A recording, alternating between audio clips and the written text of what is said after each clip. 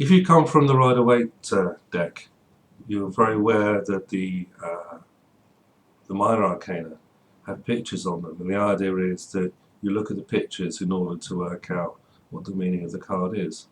Now, in the Book of Thoth, the structure and nature of the court cards is far more sophisticated, and the court cards are used in several different ways depending on what system you're using. So I want to use this video to go through with you the ways that you can look at the court cards. Now, the first thing to know is that there are 40 court cards, which is 2 more, or just over 2 more than half the number 78. So they're really important. They might, you know, they're more than the major arcana and the court cards combined. So with each of the 40 cards, you can break them down into 4 groups of 10, and the four elements plus the 10 equate to the 10 Sephiroth on the Tree of Life. And you can do a path working thing with this sort of thing. Actually, there are 4 trees of life: fire, water, air, and earth, wands, cups, swords, and discs, just to make things a bit more complicated. And these 4 levels of the 4 trees of life are actually structured using the colour scales. You won't know anything about the colour scales if you come from the Rider-Waite deck, because it tends to use the same kind of colour. But in the back of the Book of Thoth, on page 279, you have the 4 scales of colour. And these 4 scales of colour are generally found within the Minor Arcana in the Book of Thoth, so you can understand a bit better. And these 4 scales of colour, of course, come from Liber 7-7 as well.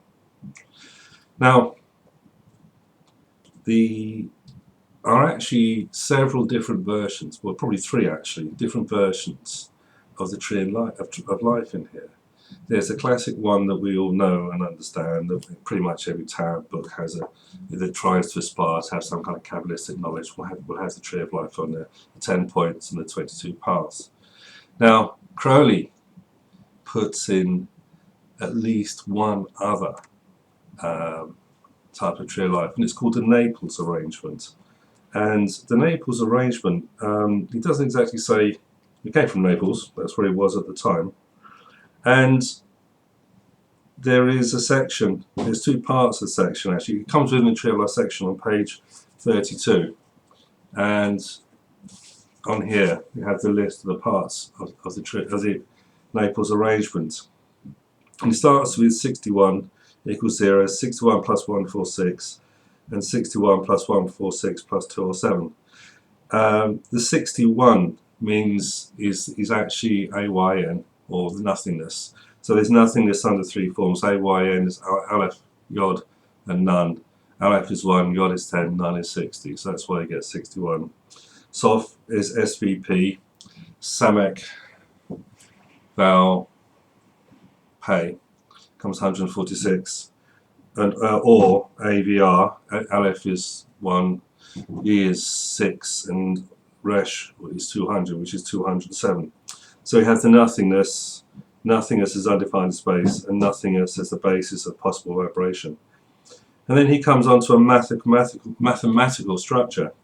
The first is the point, and then the point is distinguishable from one other, which is a line. And then you have another point, which is in relation to 2 others, which is a triangle. So he's actually kind of going into a kind of geometric thing. So you have the point, a line, a triangle, and then you have a plane. And then once you have a plane, then you can go on to depth as well. So it's an interesting kind of thing that he's doing here. And it's a different way of looking at the Tree of Life. I'm not going to go into it, but it's a worthwhile thing looking at within the Book of Thoth as well. So we have the 4 colour scales. There's the ordinary Tree of Life, which you're probably aware and familiar with, and you have the Naples Arrangement as well. So he's trying to sort of take extend the concept of the Tree of Life as it works. You know, someone in another video I did ask, I think it's about Lever 777, asked about path working. I'm not going to go into path working as such, except is that you kind of start from Malkuth, work up through the path and visualize what you think you'll see. And path working has a lot to do with the way that you start at Amalka, Yesod, Hod and Netzach, and you go on, and this is very much to do with the grades of the Golden Dawn system as well, and the OTO type finding. They all kind of do the same thing in the AA as well.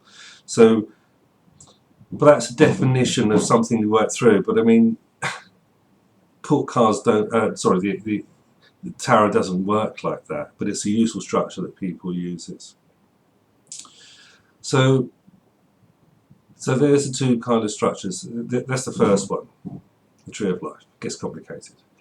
The second one, which you may not be so familiar with, but is probably more useful, is the Decanate system. And the Decanate system comes from astrology. It's a very ancient classification within astrology. Now, I'm sure you know the 12 signs of the zodiac: Aries, Taurus, Gemini, and so on. There are 36 degrees to the circle.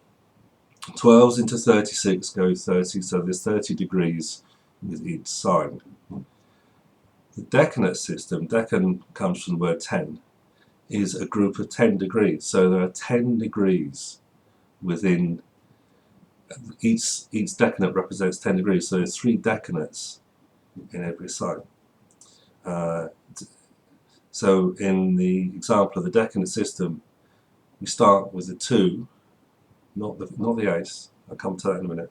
We start with the 2 of wands, the 3 of wands, and the 4 of wands, and that represents the first 10 degrees, second 10 degrees, and the final 10 degrees of Aries. And then you'd have 4, 5, 6 of discs, which is to do with Taurus. 7, 4, 5, 6, 2, 3, 4, 5, 6, 7, 8, 9, 10 would be the 3 decanates of Gemini, and then you go back to 2, 3, 4 of Cups, Cancer, and so on around the circle. So they're kind of mixed up in the whole thing. Now, of course, there's 2 important things about the decanates, because these 10 degrees roughly correspond to 10 days of the year. So if a decanate card is significant in the future, you may be able to say that rather than just saying a month, 30 days, you can actually narrow it down to 10 days as to when a particular event is likely to occur. It's very, very useful in predictions. Now, the other thing about the decanates is that each decanate is ruled by one of the 7 planets, the Sun to Saturn. Okay, not Neptune or Pluto, or what's the other one? Uranus. So this is a classic 7 planetary system, and the order of the planets goes through the days of the week: Sunday, Monday, Tuesday, Wednesday, Thursday, Friday, Saturday, Sunday. Okay, so as you know, the 7 days of the week relate to the 7 planets. Now, you might have noticed when I said this, and also on page 283 of the Book of Thoth, you can actually see where the names and the planetary symbols and the zodiac symbols and the names of the Minor Arcana are listed for you. Now, I said we start with the 2s and we go to the 10s. What happened to the aces? This is where it gets interesting, because in technical terms, the aces are the seed or the root of the powers of the elements. They are not the element themselves.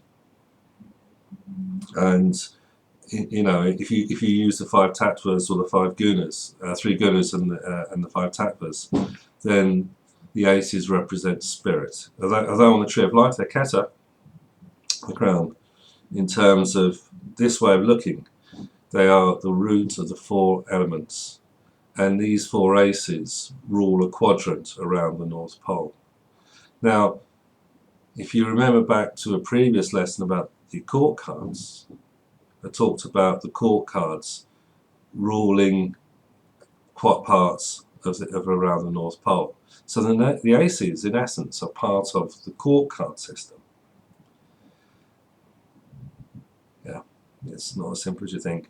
And this brings in a not completely different magical system, which is the Enochian system, as found by John Dee, his Elizabethan magus.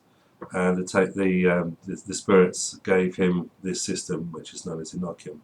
And there's a particular table called the tablet or table of union, which has 20 squares. And basically, this is the permutations of spirit, earth, air, fire, and water, and we can relate them to the 16 court cards and the aces as well as spirit. So this is a lead into another system that is going on here as well. So essentially, we have three systems. I said two with two or three different versions of the Tree of Life, and there's the astrological Decanate system,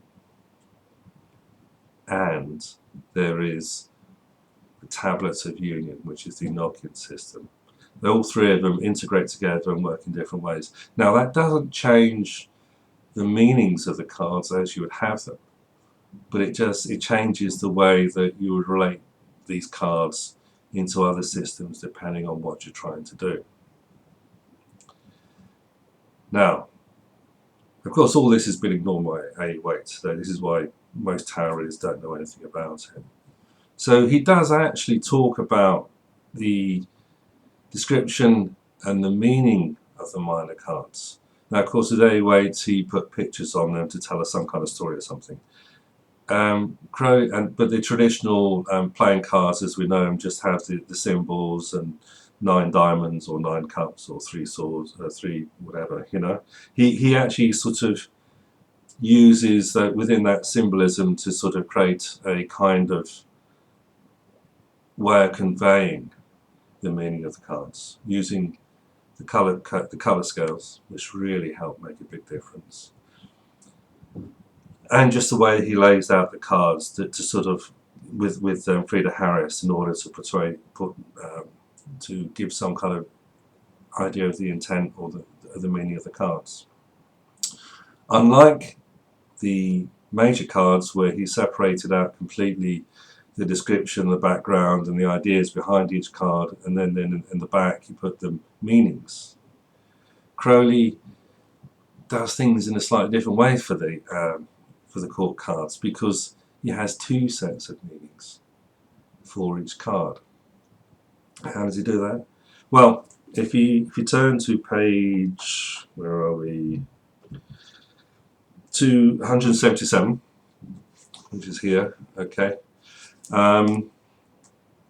He talks about the small. It's called part 4, the small cards, and the way he does things is by grouping in the first part, he goes through the 4 aces, the 4 twos, the 4 threes, the 4 fours, and with each of them, he discusses the title of each card. So the 2 of Wands is the Lord of Dominion, represents the energy of fire in its best and highest form.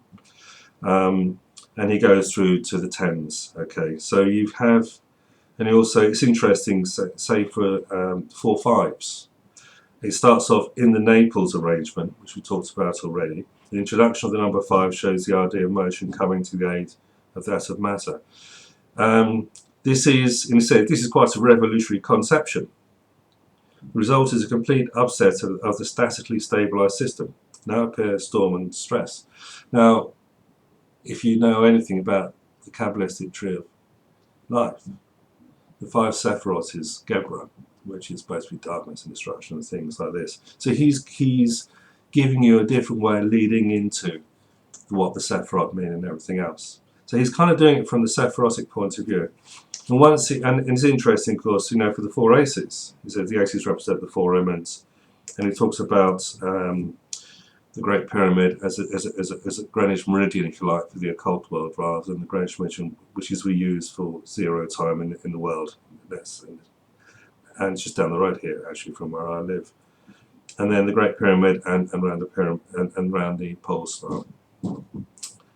And so, and then once he's done that, he actually goes into the meanings of the aces.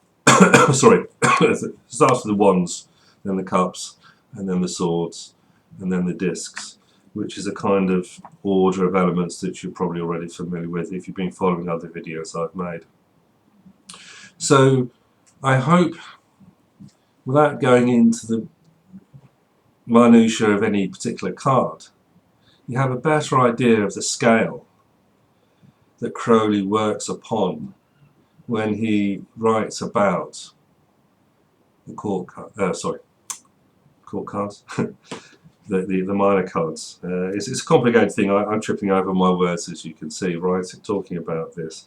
But that's probably going to give you enough information to sort of start looking through this very powerful, very interesting book and see what you come up with, and with your own understanding of the Minor Arcana and where he gets his information from.